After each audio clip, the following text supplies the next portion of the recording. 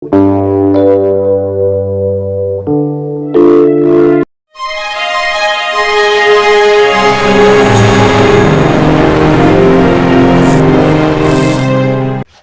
The Lord. आप सबको जय मसीह की। मैं परमेश्वर का धन्यवाद देता हूं आज की सुबह दिखाने के लिए। एक और दिन परमेश्वर ने हमारे जीवन में जोड़ दिया। हम परमेश्वर को कोटि कोटि धन्यवाद दें। एक नया संदेश लेकर मैं आपका दोस्त पास्टर राजमसी आपके सम्मुख उपस्थित हूं। और आज का जो संदेश है वो भविष्यवाणी के ऊपर है। एक ऐसी भविष्यवाणी जिससे पहले और जिसके बाद दो काम हैं जो मनुष्य को करने हैं। जो ऐसे काम करेगा उसी का उद्धार होगा। वो वचन बता रहा है, वो मैं आपको बताने जा रहा हूं। आज ध्यान से सुनिएगा, बहुत महत्वपूर्ण संदेश है ये। और ऐसी भविष्यवाणी है जो पुराने नियम से नए नियम में भी आई है, और इसे हमें जानने की बहुत सख्त ज़रूरत है, क्योंकि अंतिम समय है। प्रभु यीशु मसीह का शुभ आगमन बहुत निकट है, और ये भविष्यवाणियां धीरे धीरे पूरी होती चली जा रही हैं। तो बने रहिए मेरे साथ, इस वचन को पूरा देखिए और इसे शेयर भी कीजिए, ताकि और भी बहुत से लोग इन बातों को जान सकें। यदि अभी तक आपने मेरे इस चैनल को सब्सक्राइब नहीं किया है तो अभी सब्सक्राइब कर लीजिए, बेल आइकन को दबाइए ताकि नोटिफिकेशन आपके पास पहुंचे, नया वीडियो तुरंत आपको मिल जाए। मेरे वीडियोस को लाइक कीजिए, शेयर कीजिए और कमेंट सेक्शन में मुझसे ज़रूर बातचीत कीजिए। Praise the Lord. मेरा एक और चैनल है, उसे भी ज़रूर सब्सक्राइब कीजिए, जिसका नाम है ट्रू पल्स। इसमें आज का सवाल है कि यहोशू एक व्यक्ति है बाइबल में जिसका एक नाम और है। यहोशू का दूसरा नाम क्या है वो बता दीजिए। अगर आपको मालूम है तो कमेंट्स बॉक्स में आइए, लिख दीजिए।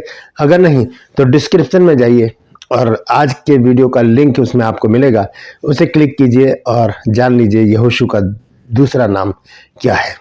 Praise the Lord. मेरे साथ मेरी मुहिम में शामिल हो जाइए। जिद है सच को फैलाने की।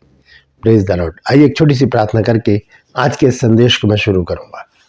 प्रभु जी, मैं धन्यवाद देता हूँ आज की सुबह दिखाने के लिए। मैं विनती करता हूँ प्रभु, आज के इस वचन को शेयर करने मेरी मदद सहायता कर। मेरे होठों को, मेरे दिलो दिमाग को छूकर ब्लेस कर। मेरी आत्मा और मेरा शरीर तेरे ही कब्जे में रहे, ताकि बोलने वाला मनुष्य नहीं बल्कि तेरा आत्मा हो। जो भी गुड़ भेद की बातें इस वचन में छिपी हैं वो हम पे प्रकट करना प्रभु, ताकि प्रभु जी इन बातों को हम जाने और अपने जीवन को इसी के अनुसार गुजारने वाले बन सकें। जितने भी लोग इस वचन को देख रहे हैं, सुन रहे हैं, उन सब पर मैं तेरी आशीष बोलता हूँ। हर एक को आशीषित कर, हर एक की रोग बीमारी को, चिंता को, परेशानी को अपने सामर्थ्य नाम के द्वारा दूर कर दे। प्रभु यीशु के नाम से मांगता हूँ, आमीन। Praise the Lord. तो आइए आज के संदेश को मैं शुरू करूंगा। और ये भविष्यवाणी जो है ये पुराने नियम में भी है और नए नियम में भी है। एक बात अगर दो बार हमारे पास आती है तो उसका बहुत बड़ा महत्व होता है।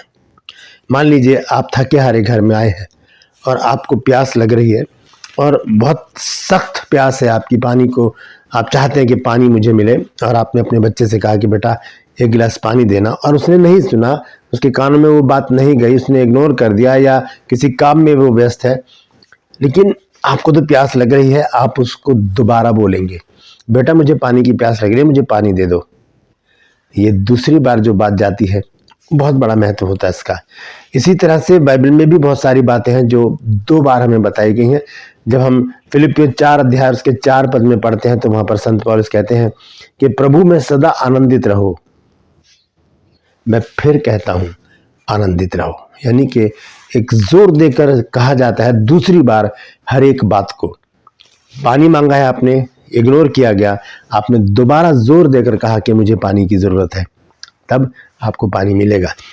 तो यहाँ पर एक भविष्यवाणी है जो पुराने नियम में भी है, और उसे फिर नए नियम में संत पतरस ने बड़े जोर शोर से खड़े होकर, बहुत से यहूदियों के सामने खड़े होकर उसने भविष्यवाणी को बताया है। लेकिन इस भविष्यवाणी से पहले और इस भविष्यवाणी के बाद मनुष्यों को कुछ करना पड़ेगा, तभी ये भविष्यवाणियां पूरी होंगी और हमारा उद्धार भी होगा।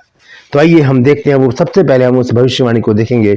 सबसे पहले हम देखेंगे कि पतरस ने कहां पर इस भविष्यवाणी का उल्लेख किया है। प्रेरितों के काम 2 अध्याय 16 पद से मैं पढ़ूंगा। यहां पर लिखा है, यहां पर मैं रेफरेंस दे रहा हूं, आप जरूर बाइबल खोलकर पढ़िएगा। यहां पर लिखा, परंतु ये बात है परंतु यह वह बात है जो योएल भविष्यवक्ता के द्वारा कही गई है। देखिए यहाँ पर संत पौलुस जो है वो बता रहे हैं कि ये जो भविष्यवाणी मैं बताने जा रहा हूँ वो योएल नबी ने पहले बता दी है, मैं उसको दोबारा आपके सम्मुख रखने जा रहा हूँ। ये लिखा है, परंतु ये वह बात है जो योएल भविष्यवक्ता के द्वारा कही गई है कि परमेश्वर कहता है कि अंत के दिनों में ऐसा होगा कि मैं अपना आत्मा सब मनुष्यों पर उंडेलूंगा, सब मनुष्यों पर उंडेलूंगा, और तुम्हारे बेटे और तुम्हारी बेटियां भविष्यवाणी करेंगी, और तुम्हारे जवान दर्शन देखेंगे, और तुम्हारे पुरनिये स्वप्न देखेंगे। ये एक भविष्यवाणी है जिसका जिक्र यहाँ पर पतरस ने किया है। और आगे लिखा है 18 पद में, वरन मैं अपने दासों और अपनी दासियों पर भी उन दिनों में अपने आत्मा में से उंडेलूंगा और वे भविष्यवाणी करेंगी। दास दासी जवान पुरनिये सबका यहाँ पर जिक्र किया गया है कि सब लोगों के ऊपर परमेश्वर अपना आत्मा उंडेलेगा ताकि वो भविष्यवाणी कर सकें।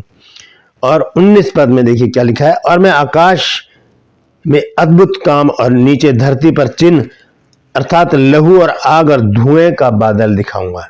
ये होने वाला है, ये बड़ी भयंकर भविष्यवाणी है।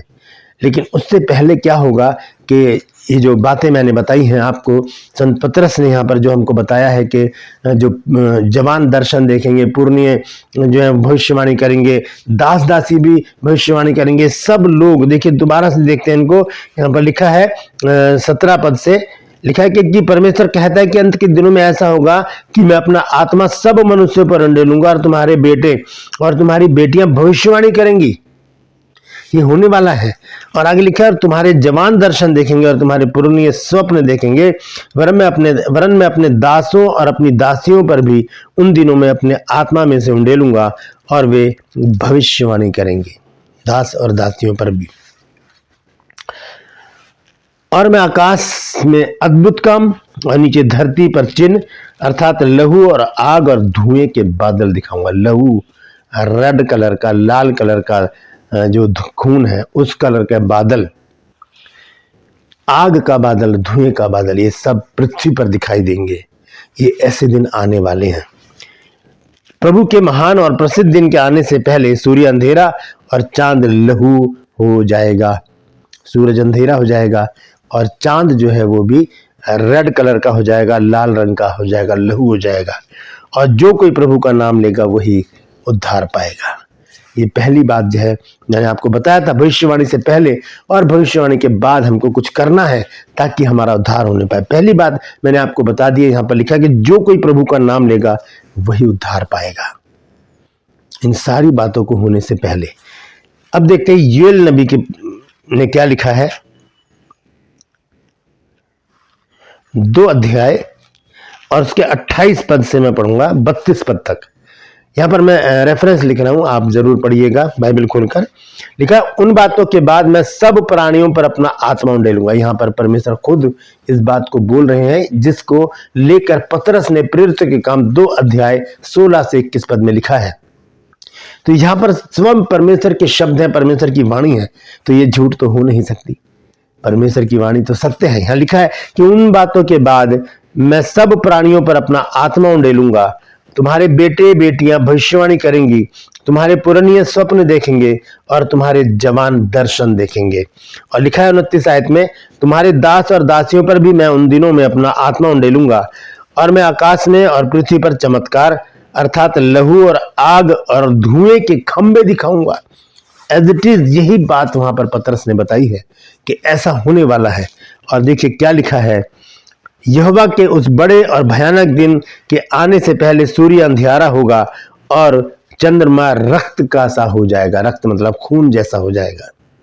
अब सुनिए इस भविष्यवाणी के बाद की बात जो संत पतरस ने भी कहा है प्रेरितों के काम 2 अध्याय 21 पद में कि जो कोई प्रभु का नाम लेगा वो उद्धार पाएगा। यहाँ पर परमेश्वर स्वयं कहते हैं कि उस समय जो कोई यहोवा से प्रार्थना करेगा वो छुटकारा पाएगा और यहोवा के वचन के अनुसार सिय्योन पर्वत पर और यरूशलेम के जिन बचे हुओं को यहोवा बुलाएगा वो उद्धार पाएंगे। नाम लेने का अर्थ क्या है? वहां पर अगर हम पढ़ें प्रेरितों का काम 2 अध्याय उसका 21 पद, वहां लिखा है कि जो भी प्रभु का नाम लेगा, नाम के बाद एक स्टार बना, अपनी बाइबल खोलिए, नाम पर एक स्टार बना होगा और नीचे अंडरलाइन में देखिए वहां लिखा होगा प्रार्थना करना।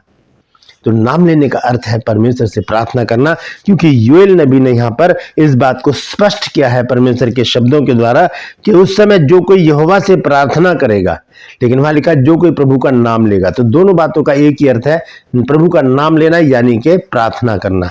यहाँ पर परमेश्वर का वचन कहता है कि उस समय जो कोई यहोवा से प्रार्थना करेगा वो छुटकारा पाएगा। पहली बात कि इन बातों के होने से पहले, इन भविष्यवाणी को पूरे होने से पहले और बाद में दो बातें मैंने आपको बताई थी। बाद की बात मैंने बता दी है कि हमें प्रभु का नाम लेना है, हमें प्रार्थना में लगे रहना है ताकि हम उद्धार पा जाएं इन मुसीबतों से, इन परेशानियों से जो आने वाली है। दूसरी बात जो है, जो इससे पहले हमें करनी है वो क्या है, आइए योएल नबी की पुस्तक में देखेंगे 2 अध्याय और उसका 11 पद। यहां पर लिखा है कि यहोवा अपने उस दल के आगे अपना शब्द सुनाता है, क्योंकि उसकी सेना बहुत ही बड़ी है। जो अपना वचन पूरा करने वाला है वह सामर्थी है, क्योंकि यहोवा का दिन बड़ा और अति भयानक है, उसको कौन सह सकेगा। परमेश्वर का जो दिन है, जो आने वाला है, जो कयामत का दिन होगा, जो महाप्रलय का दिन होगा, उसको कौन सह पाएगा। लेकिन परमेश्वर का वचन हमें बताता है कि उसके आने से पहले हमें कुछ ऐसा करना है ताकि हमारा उद्धार हो जाए। उद्धार का मतलब होता है छुटकारा पाना। पापों से उद्धार अलग है, बीमारियों से उद्धार अलग है, दुख तकलीफों से उद्धार अलग है, लेकिन इन मुसीबतों से, इन जो प्राकृतिक आपदाएं हैं, इनसे उद्धार अलग है। इनसे उद्धार की बात यहाँ पर हो रही है। और आगे लिखा है 12 पद में, तो भी यहोवा की ये वाणी है। ध्यान से सुनिएगा क्या करना है हमको। तो भी यहोवा की ये वाणी है, अभी भी सुनो, उपवास के साथ रोते पीटते अपने पूरे मन से फिरकर मेरे पास आओ। उपवास के साथ रोते पीटते पूरे मन से, अधूरे मन से नहीं कि पास्टर जी ने बोला है चलो उपवास रख ले, पास्टर जी ने बोला चलो प्रार्थना कर ले, मम्मी पापा ने कहा है चलो वचन पढ़ ले। नहीं, अपने पूरे मन से, जो हमारा मन कहता है, जैसे कहेगा वैसा ही हमें उसको करना है। लिखा है कि अपने वस्त्र नहीं, अपने मन ही को फाड़ कर अपने परमेश्वर यहोवा की ओर फिरो, क्योंकि वह अनुग्रहकारी, दयालु, विलंब से क्रोध करने वाला, करुणा निधान और दुख देकर पछताने वाला है। ऐसा परमेश्वर है हमारा।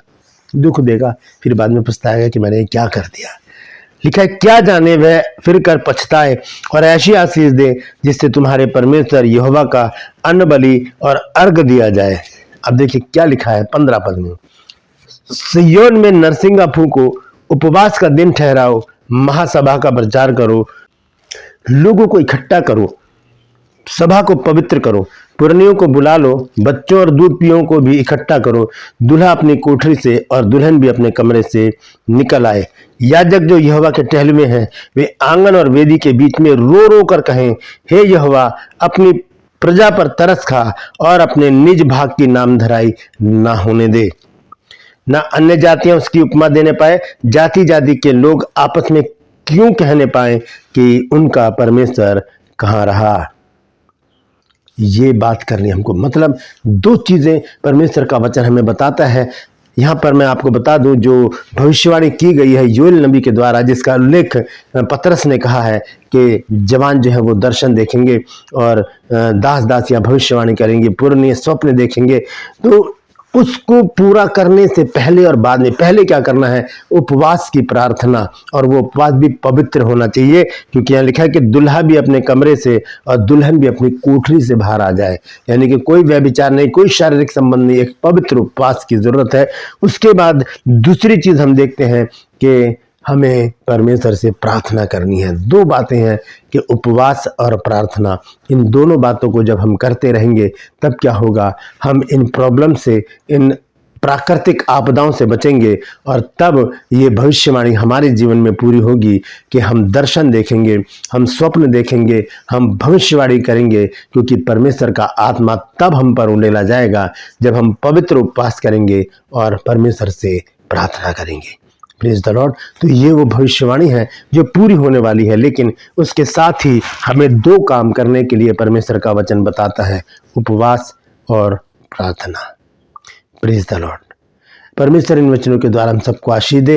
यदि आपने कुछ इस बात को समझ लिया है तो ज़रूर कमेंट्स बॉक्स में आकर मुझे बताइए और इस वचन को शेयर कीजिए ताकि और भी लोग इन बातों को जान सके। ये बहुत ही महत्वपूर्ण भविष्यवाणी है जिसका उल्लेख पतरस ने जाकर इसलिए किया है ताकि लोग सजग हो जाए, सतर्क हो जाए, सावधान हो जाएं और इन दो कामों को अपने जीवन में करें, उपवास और प्रार्थना में लगे रहें, ताकि वो भयानक दिन जिसके विषय में यहाँ पर जिक्र किया गया है इन दोनों वचनों में कि परमेश्वर के उस भयानक दिन के आने से पहले क्या होगा, लोग भविष्यवाणियां करेंगे और स्वप्न देखेंगे और दर्शन देखेंगे। ये शुरू हो जाएगा, लेकिन उसके बाद जो भयंकर दिन आएंगे उनसे बचने के लिए दो काम हमको करने हैं, पवित्र उपवास और परमेश्वर से प्रार्थना करनी है। Praise the Lord. परमेश्वर इन वचनों के द्वारा हम सबको आशीषित करें। ट्रू पल्स में आज का जो सवाल है वो एक बार फिर से मैं आपको दोहरा देता हूं कि यहोशू का दूसरा नाम क्या था। डिस्क्रिप्शन में जाइए, लिंक को क्लिक कीजिए और जान लीजिए उसका नाम क्या था। Praise the Lord. मेरे साथ मेरी मुहिम में शामिल हो जाइए, जिद है सच को फैलाने की। यदि आपने मेरे इन दोनों चैनल्स को अभी तक सब्सक्राइब नहीं किया है तो अभी सब्सक्राइब कर लीजिए, बेल आइकन को दबाइए ताकि नोटिफिकेशन आपके पास पहुंचे और नया वीडियो बिना व्यवधान के आपके पास पहुंच जाए। मेरे वीडियोस को लाइक कीजिए, शेयर कीजिए और कमेंट सेक्शन में आकर मुझसे जरूर बातचीत कीजिए। Please the Lord. आज के लिए बस इतना ही, फिर मिलूंगा एक नए संदेश के साथ, एक नया वीडियो लेकर। तब तक के लिए मुझे इजाजत दीजिए, लेकिन अपना और अपनों का ख्याल रखिए और उपवास प्रार्थना में लगे रहिए। Please the Lord.